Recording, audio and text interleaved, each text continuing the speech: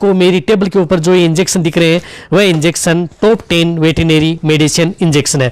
तो सबसे पहले मैं आपको बताना चाहता हूँ कि इंजेक्शन जो काम में उपयोग में लेना चाहिए या होना चाहिए वह CPM इंजेक्शन। CPM इंजेक्शन जिस प्रकार से जाइडस का कैडिस्टीन क्लोरफेनेरमाइन मेलेट साल्ट का इंजेक्शन ये टॉप 10 के अंतर्गत आता है, यानी ये फर्स्ट कैटेगरी के अंतर्गत इंजेक्शन आता है। ये इंजेक्शन होना बहुत जरूरी है। ये इंजेक्शन रहता भी एनी टाइम है। इस इंजेक्शन के बिना किसी भी रोग का इलाज हो पाना संभव नहीं है, यानी साइड थेरेपी के तौर पर इस इंजेक्शन का प्रयोग जरूर सभी प्रकार की बीमारियों के अंतर्गत किया जाता है।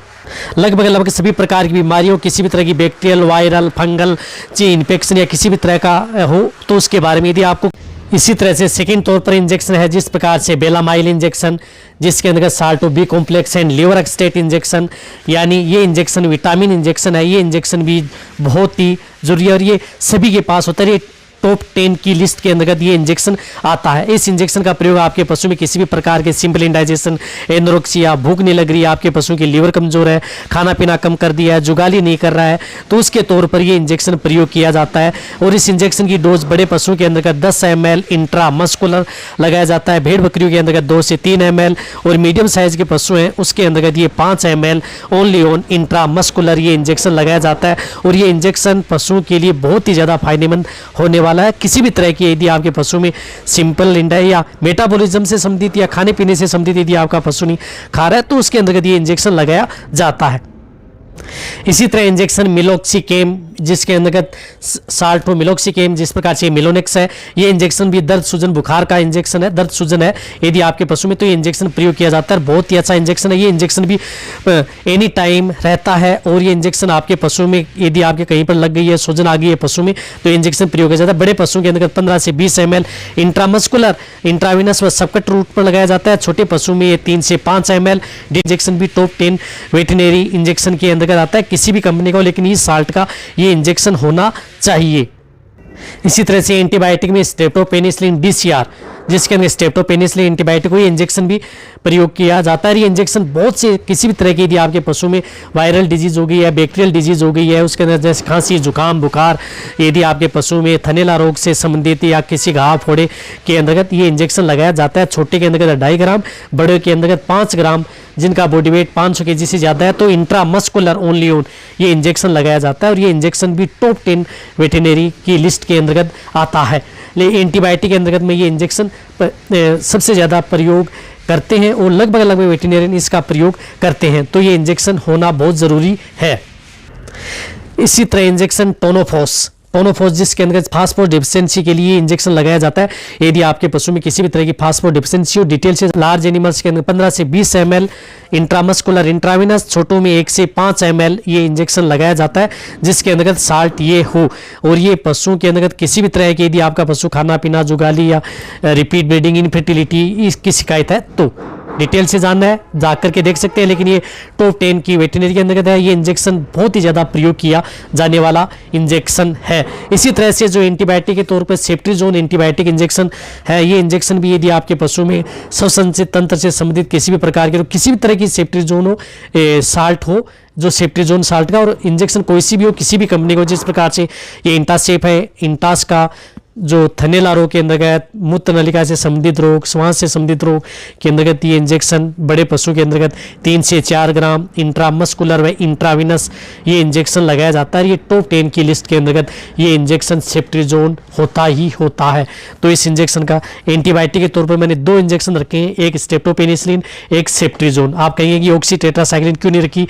ऑक्सीटेट्रासाइक्लिन वैसे ही टॉप 1 के अंतर्गत आती है, लेकिन मैंने वही इंजेक्शन रखे जो यदि आपके पशुओं के लिए प्रेगनेंसी सेफ है, जो नए वेटरनरी स्टेंट है, इसमें किसी भी तरह की दिक्कत नहीं है। सभी पशु में प्रेग्नेंट हो या नॉन प्रेग्नेंट हो, सभी तरह के पशु में इस तरह के जो ये इंजेक्शन मैं बता रहा हूँ ये इंजेक्शन लगवाए जाते हैं।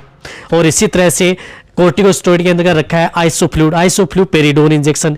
ये इंजेक्शन भी बहुत है, बढ़िया इंजेक्शन है। यदि आपके पशु में जोड़ों में दर्द, सूजन, इन्फेक्शन या आपको डिटेल से जानना है जाकर के देख सकते हैं। बड़े पशुओं के अंतर्गत इसको 5 से 10 ml ओनली ऑन इंट्रामस्कुलर लगाया जाता है। यदि आपके पशु में किसी भी तरह की यदि कोई दिक्कत यदि हो गई है, आपके पशुओं को यदि रिजल्ट नहीं मिल रहा है तो ये इंजेक्शन आइसोफ्लूइड जरूर कोर्टिकोस्टेरॉइड के तौर पर ये इंजेक्शन प्रयोग किया जाता है। आप कह सकते हैं कि आप डेक्सामेथासोन, बीटामेथासोन क्यों नहीं रखा, क्योंकि वह इंजेक्शन प्रेगनेंसी सेफ नहीं है, तो ये इंजेक्शन आप उन इंजेक्शनों के तौर पर प्रयोग कर सकते हैं। तो ये टॉप 10 की लिस्ट के अंतर्गत आता है।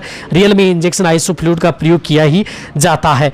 इसी तरह से ट्राइबीवेट इंजेक्शन का भी मल्टीविटामिन के तौर पर vitamin B1, B6 and B12 जो आता है, ये इंजेक्शन भी नर्वस से संबंधित किसी भी तरह की बीमारी, नर्वाइकल डिजीज में ये इंजेक्शन प्रयोग किया जाता है। बड़े पशुओं के अंदर 15 से 20 ml इंट्रामस्कुलर व इंट्राविनस रूट से, और छोटों में 1 से 5 ml इंट्रामस्कुलर व इंट्राविनस प्रयोग किया जाता है। यदि आपके पशु बैठ के खड़े नहीं हो पा रहे, चलने में दिक्कत, कमजोरी, इसकी वजह से तो ये इंजेक्शन प्रयोग किया जाता है। और ये इंजेक्शन भी, और ये इसी प्रकार फ्लूनिक्सिन मेग्लोमाइन साल्ट के अंतर्गत जो मेग्लोडाइन इंजेक्शन है, ये इंजेक्शन किसी भी तरह के दर्द, सूजन, चलने फिरने में दिक्कत, पशु में लंगड़ा करके चलता है, उड़ने बैठने में दिक्कत है, किसी भी तरह की सूजन हो तो ये इंजेक्शन प्रयोग किया जाता है।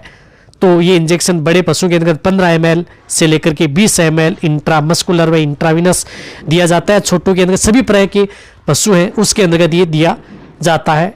यदि इसके बारे में जानना है तो जाकर के आप देख सकते हैं। ये किसी भी पशु में, छोटे से लेकर के बड़े पशुओं के अंतर्गत इस इंजेक्शन का प्रयोग किया जाता है। इस साल्ट का इंजेक्शन भी टॉप 10 वेटेरिनरी के अंतर्गत आता है और इसका प्रयोग भी किया जाता है। इसी तरह से इंजेक्शन आता है आयुर्मेक्टिन साल्ट। आयुर्मेक्टिन साल्ट में जिस प्रकार से ये हाईटेक इंजेक्शन है, इस इंजेक्शन का प्रयोग किया जाता है यदि आपके पशु में किसी भी तरह के जो इंटरनल व एक्सटर्नल पैरासाइट के लिए जो जू, चिचड़ है या इंटरनल यदि वर्म्स हो गए, यदि आपके पशु में या स्किन से संबंधित या चर्म रोग हो गया, यदि आपके पशु में या कोई भी इस प्रकार की दिक्कत हो गई है, कमजोरी आ गई है, खाद्य वस्तुएं खाता है, तो आपके पशुओं के लिए इंजेक्शन लगाया जाता है। और ये इंजेक्शन का प्रयोग आयुर्मेक्टिन के बारे में डिटेल से वीडियो बनी हुई है, लेकिन ये इंजेक्शन भी टॉप 10 के अंतर्गत है। साल्ट का इंजेक्शन भी बहुत ज़्यादा ज़रूरी है और ये अपनी जगह रखता भी है, क्योंकि ये अपनी जगह जो आयुर्मेक्टिन साल्ट का किसी भी कंपनी का हो, कोई भी इंजेक्शन हो, लेकिन जिसके अंदर साल्ट होना चाहिए आयुर्मेक्टिन। ये इंजेक्शन भी बहुत अच्छा इंजेक्शन है। यदि आपके पशु में कमजोरी, एनीमिया हो गया है, खून की कमी आ गई, यदि आप अपने पशु को कुछ खिलाते पिलाते हैं, फिर भी यदि आपके पशु का जो नहीं बढ़ पाता है या वजन नहीं बढ़ पाता है, उनकी ग्रोथ नहीं बढ़ पाती है, तो ये इंजेक्शन प्रयोग किया जाता है। यदि आपके पशु में जिस प्रकार से छोटे बच्चों में देखा होगा कि यदि वो एब्सिस पदार्थ खाते हैं तो उनका पेट लटक जाता है, तो उसके तौर पर भी इंजेक्शन लगाया जाता है।